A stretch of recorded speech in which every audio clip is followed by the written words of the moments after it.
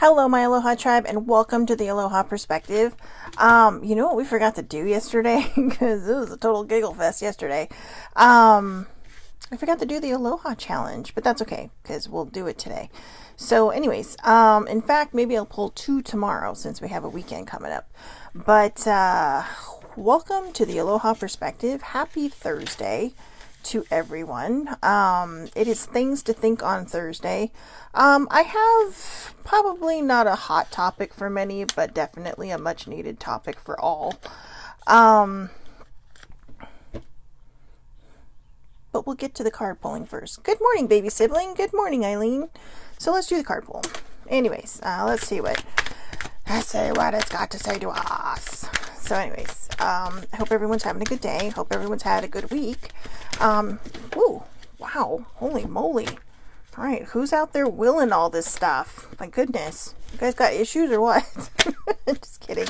Good morning, Paula. So anyways, yeah, so again, it's Things to Think on Thursday. Like I said, I'm just going to pull some of these. That's a lot. That is a lot. So, oh my God, you guys, seriously. That's a lot of stuff to go through before we get to our topic. All right. Start each day with a grateful heart. Thank you, and thank you. Start each day with a grateful heart. Thank you. Connection, intuition, truth, love, energy, emotions, and instinct. Your chakras. Okay? Connection, top. Intuition, third eye. Truth, your throat chakra. Love, your heart, obviously. Energy, your solar plexus. Emotions, your sacral chakra. And of course, instinct, your root chakra. And that's also balance. So, oh my goodness, my face is itchy again. Somebody must be visiting. Pura Vida. Live free. All right. So whoever is resisting all the good things coming to you and in your life, please stop resisting. Just let it happen. Okay. Master of Chill. Slow down. What you don't finish today will still be there tomorrow. Breathe and relax. We're in a new year now, so I know a lot of people are just really trying to buckle down and do all kinds of things. And some of that may be for people who will create lists and then freak out if they don't finish them. Please don't freak out if you don't finish them. Tomorrow is another day, okay? The whole point of having a reset and a mind reset is to not pressure yourself. It's to know that, things will eventually get done, and they'll get done in the time that they're meant to get done. Just prioritize. Put the important stuff first, okay? So, it's time to make a decision. The sorting hat. We had this earlier this week, so if you're watching this and you still have not made that decision that this card told you to make the other day, don't be afraid. Whatever decision you make, as long as it's the one that feels right, it will turn out okay. All right. Wintertime. Whatever you're waiting for, it's going to happen in the wintertime. There's lots of things I wish it would happen in the wintertime. Let's see. Do you need to view this situation through different lenses? Perspective. Okay, maybe that might go with the decision card, in the sense that do you need to view this situation through different lenses? Perspective. If you're still not sure about that decision, try to do a list of pros and cons for each whatever path, or however many paths that there are for you, and see which one comes up with the best solution for you, the best outcome for you out of all of that. Sometimes we spend so much time trying to just not deal with it that we kind of shoot ourselves in the foot. So don't do that, please. It's not worth it. It isn't always about winning or losing, but how you play the game, right? It isn't always about winning or losing, but how you play the game. It's always fun to win, but come on, seriously, you don't always have to win. Let somebody else feel good for a change. And you will find that even sometimes it's hard not to win, but go into whatever it is that you're competing at for the fun of it. Okay? Keep the fun in it. All right. Otherwise, it becomes stupid, and it becomes pressure, and then it just becomes so competitive that nobody's having a good time. You have to trust that what you are running at will see you through to the other side. You have to trust that what you are running at will see you through to the other side. Again, we had this card earlier in the week too, and you saw these cards just fall out of the deck. All right, so platform 9 3/4. Again, if you're not familiar with Harry Potter, in order to get to platform 9 3/4, you had to run at a brick wall and trust that you were going to make it through. All right. So, otherwise it ends up in a big crash. So again, you have to trust that what you're running at will see you through the other side. Faith is about believing in what you cannot see. Okay. And Rome wasn't built in a day, or when in Rome, do as the Romans do. It's your choice. All right. So again, be patient with yourself. Just go easy on you. Okay. That's all I ask. Go easy on you. So today's topic, things to think on Thursday. This is not, it's not going to be as fun as yesterday's. I can guarantee that. But it is something that's kind of bothered me for a while. It's something I wanted to talk about. And then I saw Violet posted, Paula posted the other day.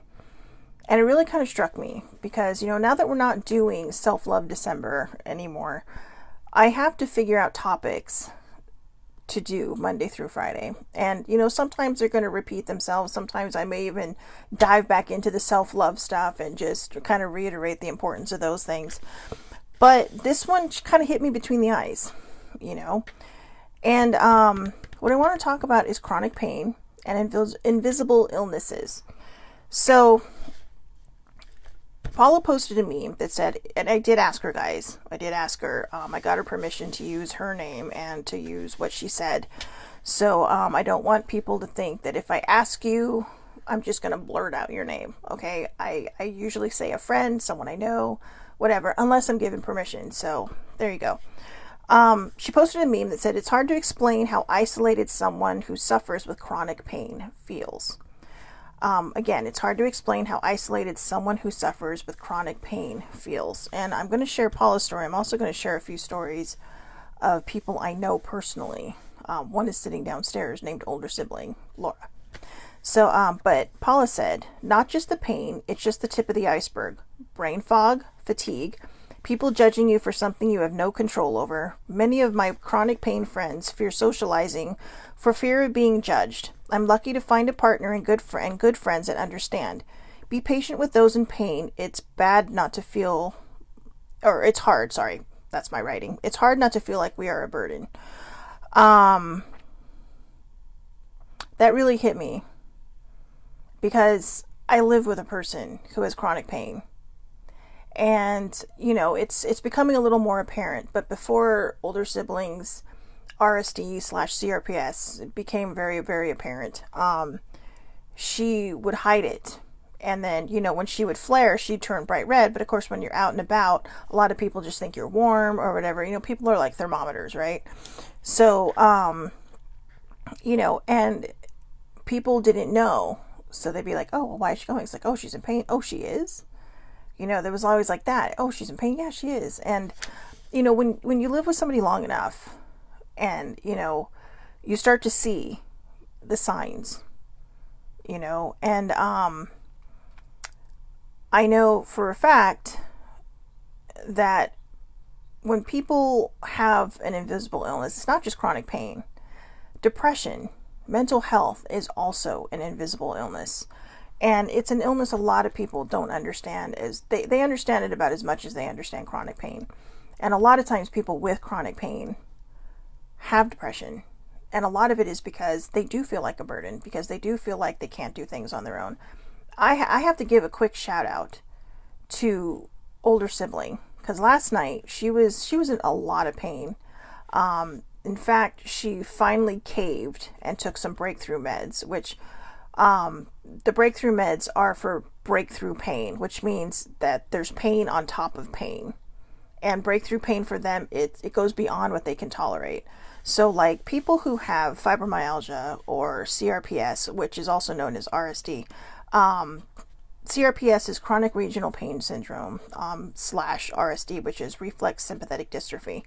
A lot of people kind of separate the two, but CRPS and RSD actually are the same thing, and they affect the nerve endings just like fibro does.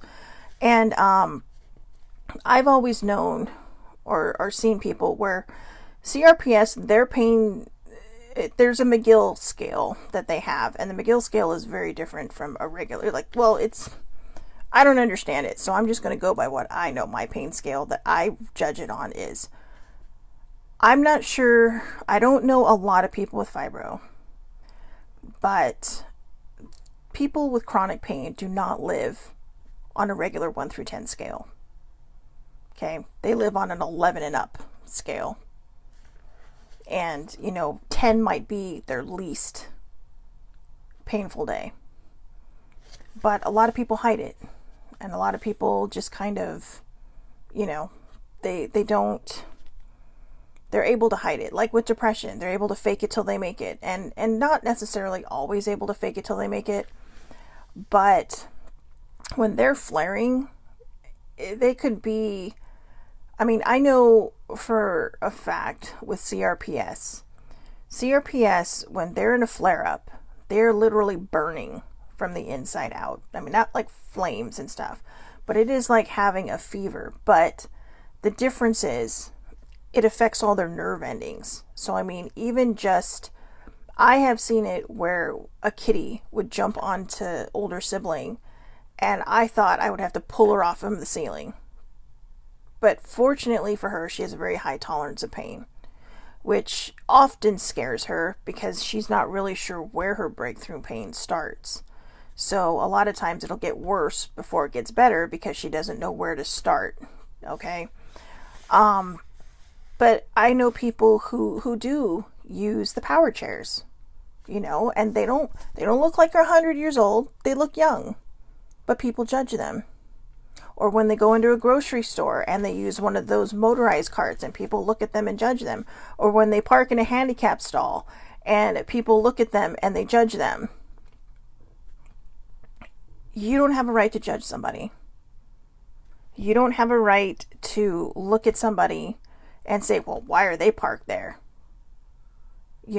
I know older sibling. Good morning, T. I remember older sibling told me a story about her mom, about Mom Barbara. And she had gone to the grocery store and she parked in handicap. And there was plenty of handicap spaces, okay? She had congestive heart failure, all right? And she was a little overweight, so it just added on to it. But this kid, whose grandmother, I believe, was in a wheelchair, she lost a leg, he just gave her the business while in this grocery store. Now, I know for a fact Mom Barbara couldn't walk very fast, and she would have to stop from time to time to catch her breath, even with oxygen. Okay? But actually, no, this is before portable oxygen, so she would have to stop from time to time just to catch her breath. All right? And he gave her the business. And I, older sibling knows the story better than I do, but when she told me this, I just shook my head. Because it's not just able-bodied people who do this. It is disabled people who also shame those with chronic illness or invisible illnesses. Because they're so trapped in their own misery, they can't see that somebody else is in pain, that somebody else is hurting. And, I read a Dear Abby when I was a teenager, and I think this is kind of where I kind of feel like I started wanting to advocate for invisible illnesses. I don't know if I was a teenager or in my early 20s, but this woman wrote in, she also had heart problems. And she did have a handicap placard, and she would park in the handicap when she'd go to the mall.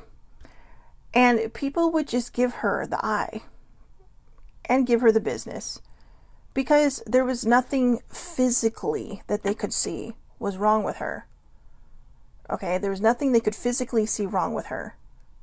So she would get harassed. She would be told to park somewhere else. What they didn't know is she also had a heart problem, which meant walking like every 100 feet, she had to stop and rest because she'd be out of breath. Because she couldn't move like normal people move. She looked normal from the outside. But on the inside, not everything was up to par. Okay?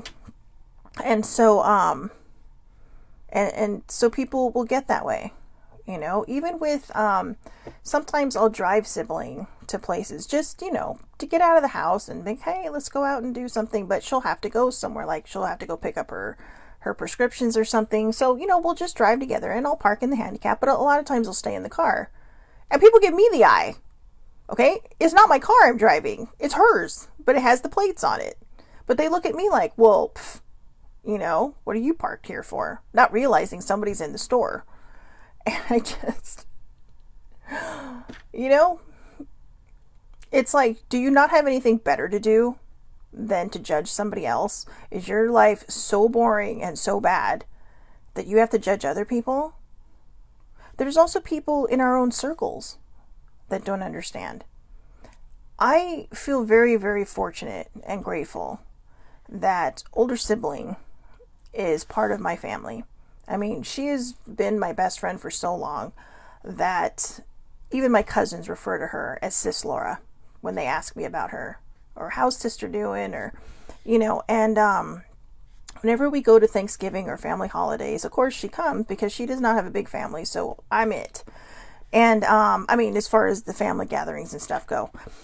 So I always tell her it's okay if you need to go nap on the couch, because her pain sometimes will flare up so bad that her body needs to shut down for a little bit just to kind of reset itself. Of course she refuses, because no, I don't.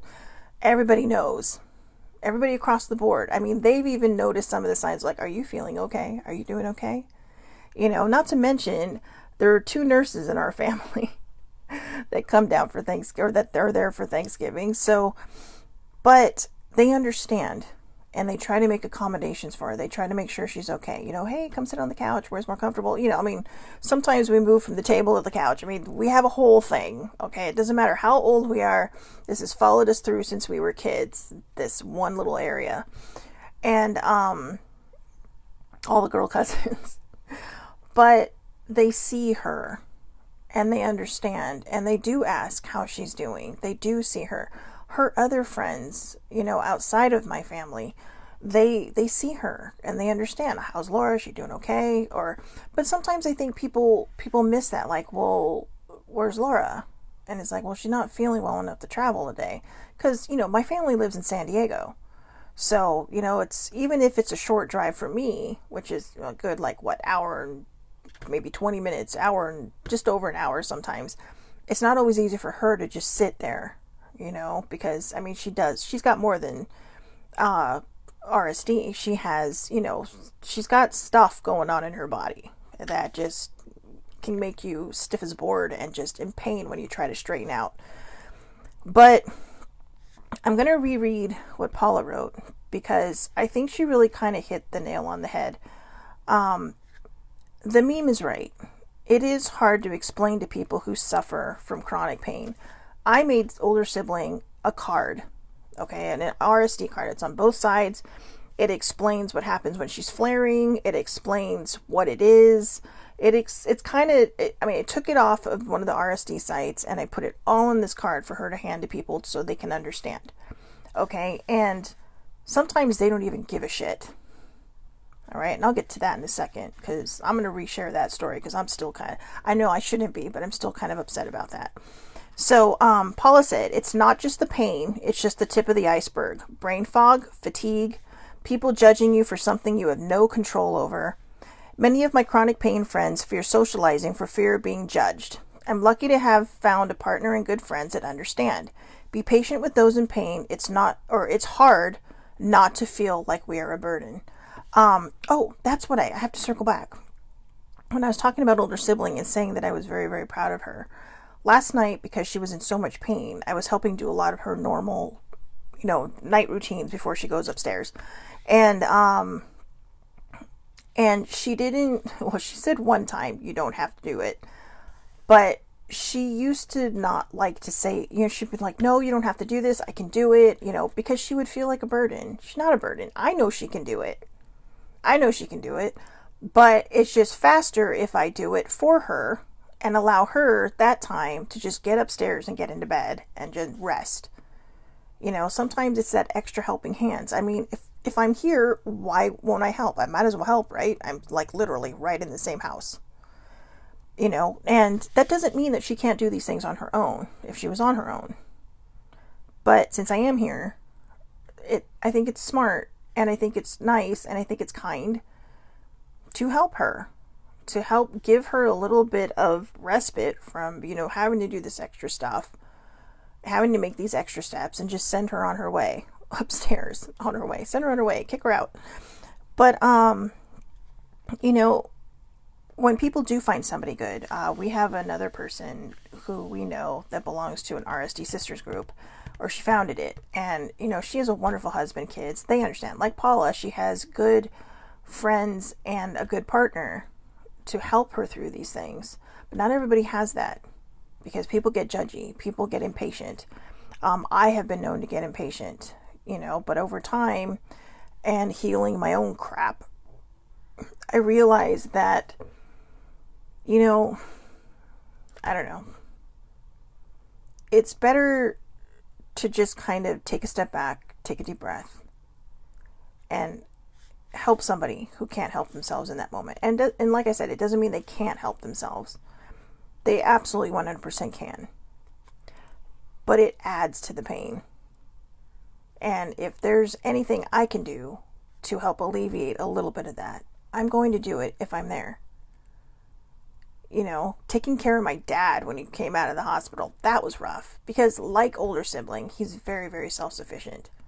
He doesn't want to feel like a burden. He won't say it, because I don't think it would even cross his mind to think that. But they just want to do everything themselves. Like, I can do it. I'm fine. I can handle this. So on the flip side, when somebody's offering to help you, just take it. Okay? They're not offering because they feel bad. They're not offering because, they want to be a burden, or they don't, they think you're a burden. They're offering because they can see you're struggling and want to help you. All right. Now, if it's something that you really, really think you can do, and you're really kind of pushing yourself to do it, just say, you know what, let me see if I can handle this first, and then I'll let you know if I need your help. Oh, thank you, Paula. I love you too. I don't know. I mean, she says older siblings lucky to have me. I don't see it that way. I think I'm lucky to have her, because she's she's helped raise me in a way. And I mean, my parents taught me all these wonderful things growing up, all these really good, things to live by kind of things. But sibling has taught me patience. What little of it I have, but that's all her doing. She's taught me how to stop and think before I act. And that doesn't mean that I always do this. That doesn't mean I still don't get bitchy at times. That doesn't mean that my own pain doesn't fly up and just slap somebody. But it has become less and less and less, because she has taken that time to help me through these things. So, I think I appreciate that. I do. And maybe I should just say thank you and not come up with 10 billion excuses. But I think when anybody comes into our lives, and they bring something good to our lives, we're just lucky to have them. I mean, like Paula and her partner, they're lucky to have each other. I mean, he helps her, she does for him. They're a very good partnership, a very good relationship. And, I think it's a two-way street. I think if somebody doesn't appreciate what you bring to the table, then they are lucky to have you, because that's a person that just sticks around and doesn't need to, and probably shouldn't. But I do appreciate the sentiment. I do. And I don't say these things because, I don't say these things because I'm trying to like divert or anything. It's just, I think as I'm growing spiritually and becoming more open and very metaphysical and understanding a lot more about myself, I'm starting to see there's a balance in everything. So, okay, older sibling, I'm very lucky and blessed to have you, and I know, okay, stop, you're making me blush. But anyways, I think the best way to put it when it comes to chronic pain and invisible illness, including depression, people, okay, this is where it gets a little controversial, okay? I'm going to say this. This is where it gets a little controversial. People who have cancer go through pain. They go through depression. I mean, I think depression hits first because you're like, oh shit. All of a sudden I'm faced with this stuff. What's going to happen to me? Am I going to live? Am I going to make it? Or, there is literally two paths and they're at the fork in the road and have no idea what is going to happen to them. I mean, I think in some cases we know when you're terminal, like my mom was, you have no idea. But when Sissy was when Sissy was diagnosed the second time with her cancer, she fought that for 8 years. 8 years. Okay? And every year was the year she was going to get better. It never happened. But, with her, she had the opportunity. And she did. She had an aggressive form of breast cancer the second time around. And at the time, there weren't the treatments they have now.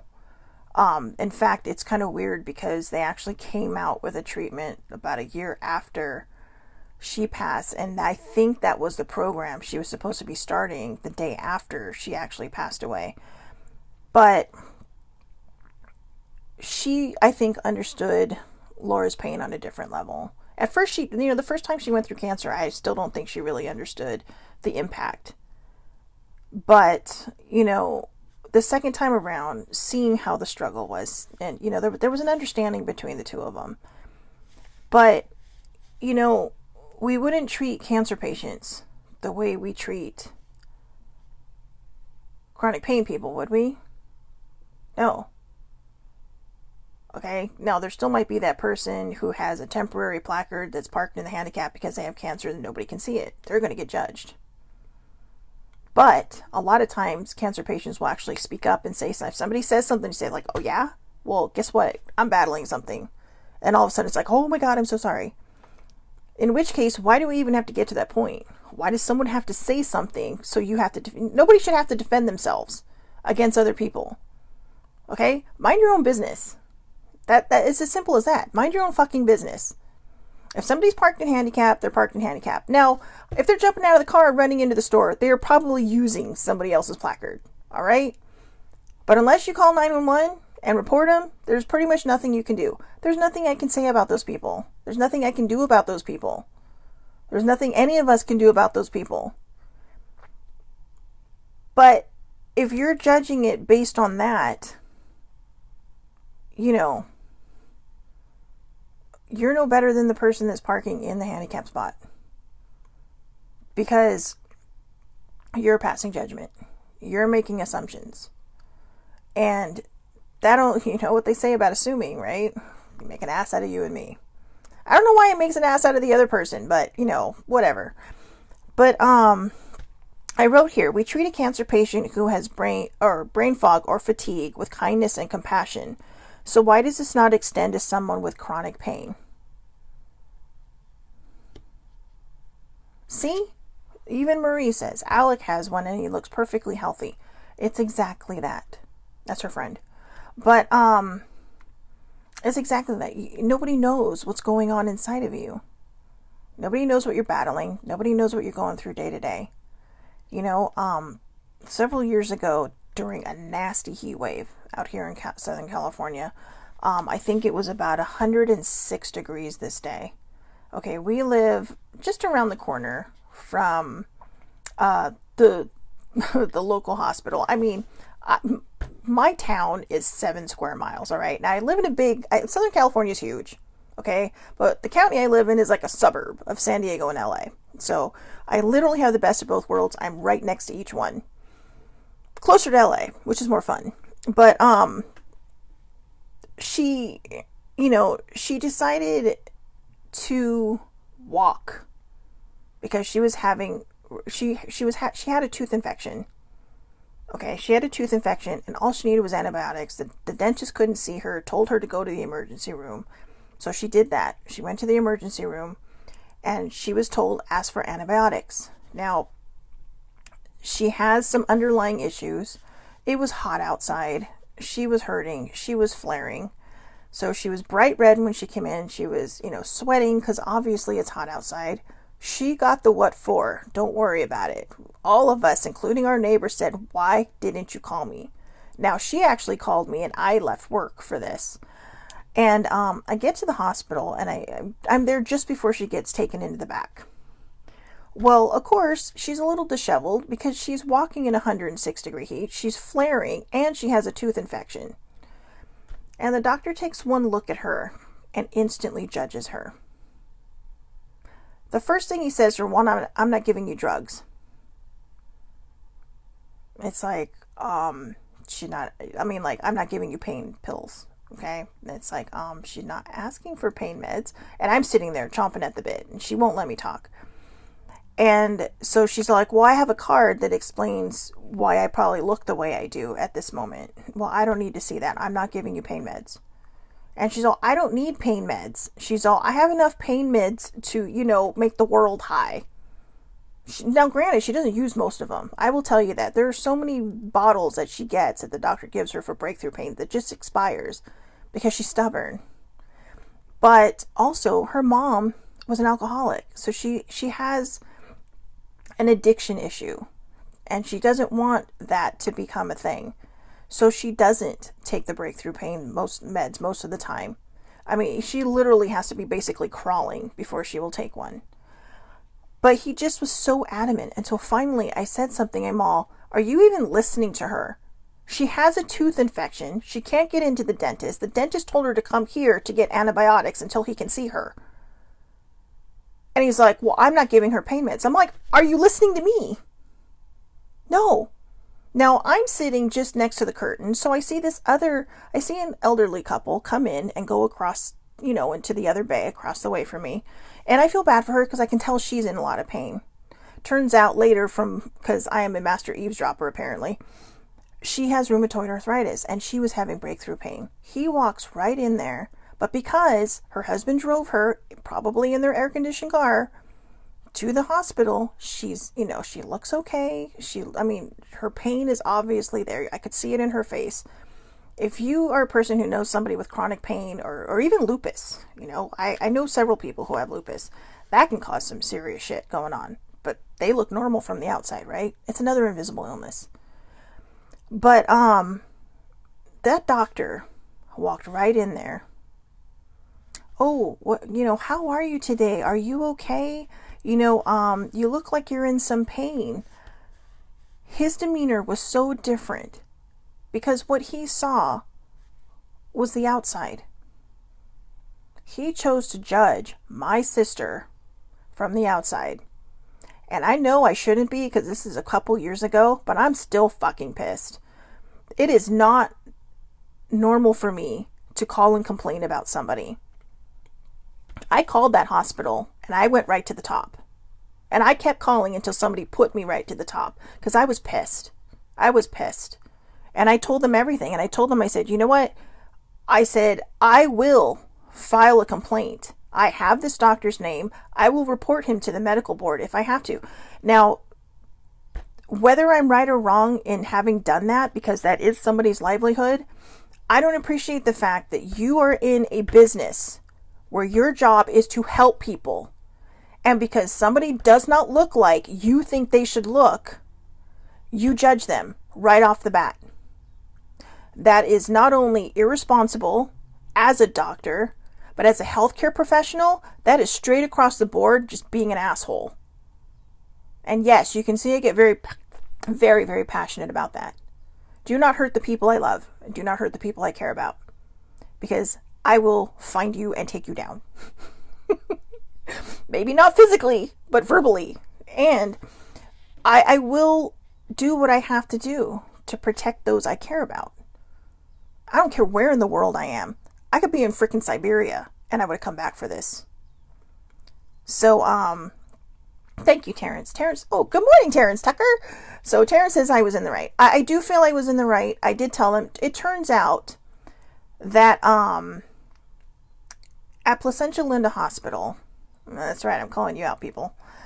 They had, in their emergency department, they've cut back so much that they have contract doctors that come in. So, they rotate in and out. So this doctor was not even there by the time I made it to the top of the ladder. But I told them, I said, I am putting you on notice. If this happens to her again, I am calling the medical board. And I think even sibling was surprised, because older sibling is the one that just, she's the one that I'm calling corporate. I mean, they have to piss her off pretty bad for her to get there, but she's like, I'm calling corporate. That is not me. That is not me. I am, when it comes to stuff like this, I'm not very confrontational. I should be, but I'm not. I don't necessarily fight for what is right. But I talk big. I talk the talk, but I don't walk the walk always. But I'm learning how to do that. I'm learning that there are some people in the world that should not walk over people. And even Eileen's a nurse, and she said it's absolutely negligent. And it was, because fortunately he did give her the antibiotics. What he didn't know that he did, see, he wrote her the antibiotics, said, fine, I'll give you and he literally was this rude, fine, I'll give you the antibiotics. Because he finally looked in her mouth and saw she had an infection, which is all she wanted. But I think at that point, he'd been such a jerk, he didn't know how to backpedal. And so he just kept being a jerk. Now, he gave her the antibiotics. Great. He thought he fixed it. I had to talk her down for an entire week because he made her feel so small and so like shit. See, it's making me want to cry. Because I remember that. He made her not ever want to go back there again. Because of his words, because of the way he treated her, the way he judged her right off the bat. So her mouth got better, but her brain and her heart and her entire psyche, it was ruined for about a week. And that's when I finally came clean and told her, no, I've been calling this hospital and I've been tattling on this guy. And I think that started making her come back a little bit. It started making her say, hey, okay, I'm not going to feel so self-conscious. She felt super self-conscious, you guys. I mean, for an entire week, super self-conscious. This is what we do to people when we judge them. This is what we do to people with chronic illnesses and invisible illnesses that we can't see. People with depression, straight down the line, everything I just talked about. Any kind of mental health problems. There's a great commercial going around right now for a website that it's called BetterHelp or something. I can't remember. But they really, really hit the nail on the head. I told so-and-so I had depression. And then they show a bunch of people afterwards. Oh, go for a walk, go for a ride, go for a run, go for this, that, or the other, go for a drive. It'll get better. Don't worry. Or maybe you should bake or find a hobby. These things are Band-Aids. They're Band-Aids. Yes, they can help in the long run. But they're Band-Aids. There are people out there who do not have, run-of-the-mill depression. And by run-of-the-mill, I mean, mine is just above run-of-the-mill. Because I do realize now that there is a balance that I have to maintain every single day. But there are people who have worse issues on the mental health, under the mental health umbrella, where they do need that professional help. They do need somebody to just sit there and listen and say, I'm just here until you can figure out what you need to figure out. Okay? And I think the point that we miss, even in watching this commercial, I don't know. Wait, hold on. Oh, yeah, even, okay, now I'm going to admit, older sibling has told me a lot of stories about her olden days. And I don't mean olden days like she's old. I mean like in the way back days when she first got diagnosed with RSD. And she was actually in a wheelchair for a while and told she would never walk again. So, boom. Boom on you, doctor, who treated her like crap. But a woman in the elevator, I can't remember what was the story. She says, just a kind word can last a lifetime, just like the woman in the elevator I told you about. I'm trying to remember. But I think the woman saw her and told her she would pray for her. Or maybe it was the other way around. I think that's what she said. I will pray for you. And, yeah, there's not much more I can say on this. I mean, I can just bitch all day. Seriously, I could bitch all day about this. But the point I want to make is, do not judge a book by its cover. I don't know how many times we've got to talk about this. do not know how many times I got to talk about this. But do not judge a book by its cover. If people have a chronic illness, an invisible illness, anything across the board that you can't see, don't judge them. You don't have that right. Is your life perfect? Because if it is, then, hey, do whatever the hell you want, because apparently you got the magic key that nobody else has. But don't judge other people.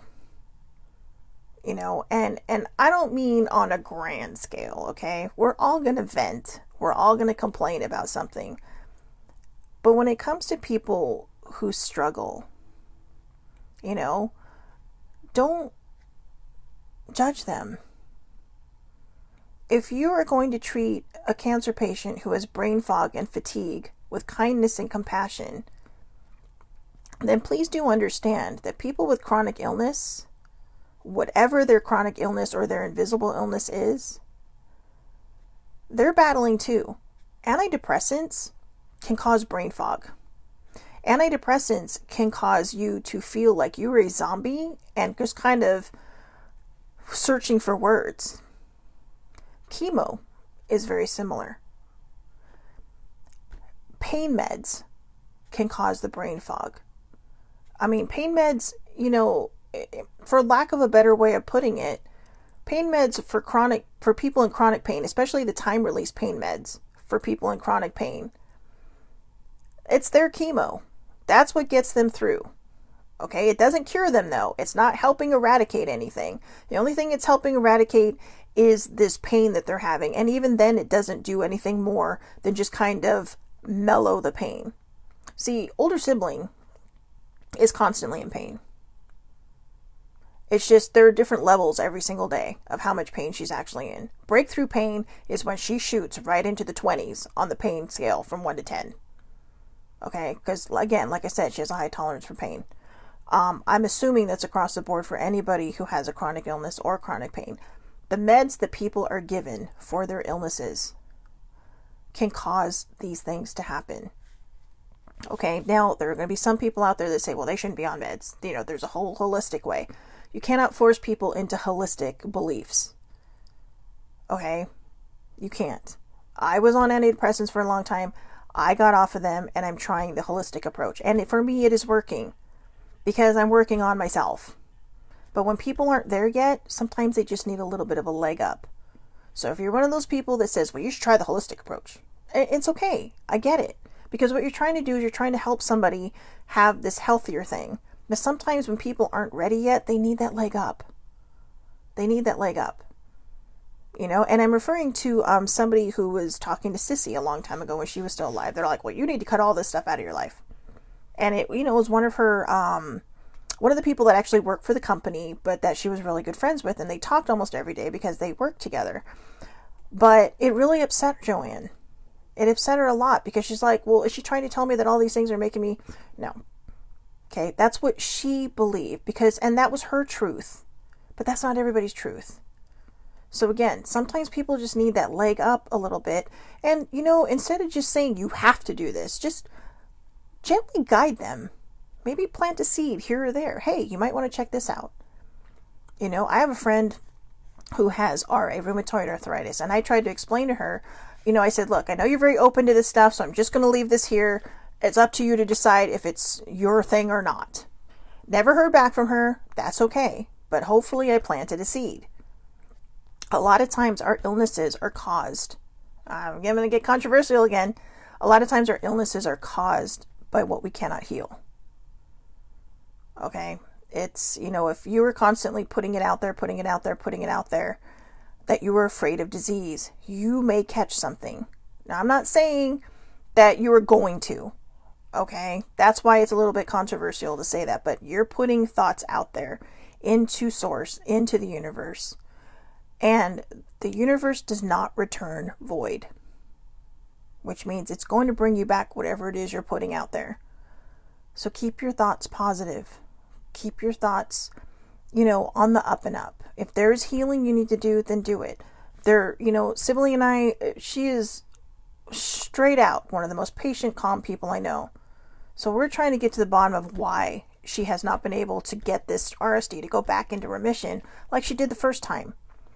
And we're going to work on that today. So We are working on that today. But the whole gist of this is, you know, I think the part that really kind of struck me in what Paula said was, many of my chronic pain friends fear socializing for fear of being judged. We are literally forcing people to isolate because we're hurting them with our words. Because we're rolling our eyes if they roll up in a power chair, or we're rolling our eyes if they need a wheelchair to get around an amusement park for the day. You know, and I remember when we went to Disney World several years ago. Sibling can't sit for a long period of time because, like I said, her body will stiffen up, or sibling can't. And Sissy had just, you know, if you ever heard of an MRI accident where somebody got pinned between a gurney and an MRI out here in Newport Beach, that was Sissy. Her accident actually sparked a lot of change across the medical field, but it literally severed her,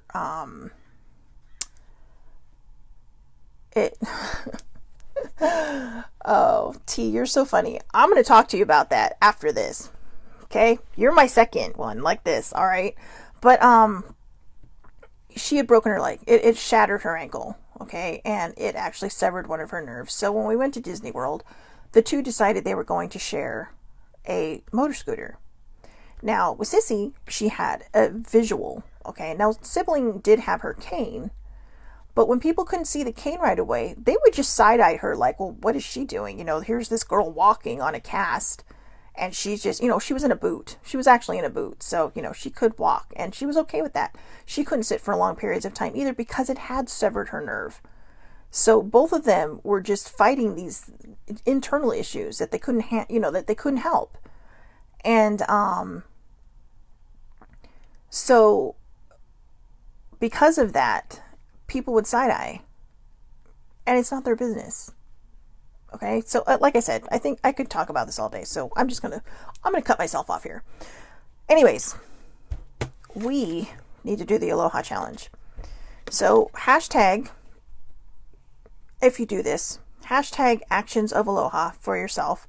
They also have an Instagram page, Actions of Aloha.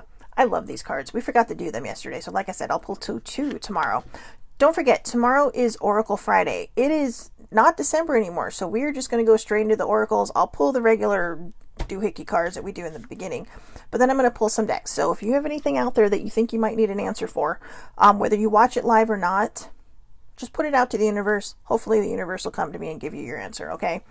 But the action of Aloha, write a letter to yourself to open in 1 year. Okay, write a letter to yourself to open in 1 year. I have done this. I actually have one sitting inside my planner, which I'm pointing at right now, to be opened again in May, I think it is. And I actually wrote it 2 years ago, so I have read it several times, actually. I've been reading it every 6 months. And one of the reasons I've been doing that is to see where I've come, how far I've come in the time of when I first wrote this letter. Maybe write what you're feeling, write what, your goals are, write what you see for yourself down the road. But first and foremost, what I want you to do when you write a letter to yourself to open in 1 year, write exactly where you're at right now, how you're feeling about everything, where your brain is and all that stuff. And if you choose to work on these things, you are going to open that letter in a year and think, wow, look how far I've come. Even if it doesn't feel like it, it's a good reminder. Okay, so again, write a letter to yourself to open in 1 year. I hope everybody has a wonderful, wonderful day. Paula, if you're still on, thank you for letting me share your story. Thank you for giving me permission to use your name. If anybody sees her in my friends list, she's Violet Paula, and she runs a very wonderful group that I belong to. And they are some of the kindest, most gentlest people in the world, and yet, I tell you, these people get judged too, just because of the stuff we believe in. So, just mind your own business, I think is what, and remember, on the flip side of that, what other people think of you is none of your business. What other people think of you is none of your business. People are always going to find something to judge us about. And a lot of times it comes from a place of insecurity. Maybe they're unhappy in their own life, so they have to find stuff wrong with other people so they feel better about themselves. Don't get caught in their trap. Okay? Walk away if you have to. Take a deep breath. If there are people you cannot walk away from, then don't worry about what they think of you. Just keep being yourself. I talked about this the other day with someone I consider to be one of my best friends, and how he initially viewed older sibling and I, and how he felt we were completely different until he got to know us. And then all of a sudden it's like poof, so yeah, take care of yourselves, mind your own business, keep your eyes on your own paper. Okay. As simple as that. Keep your eyes on your own paper. Don't worry about what other people are doing.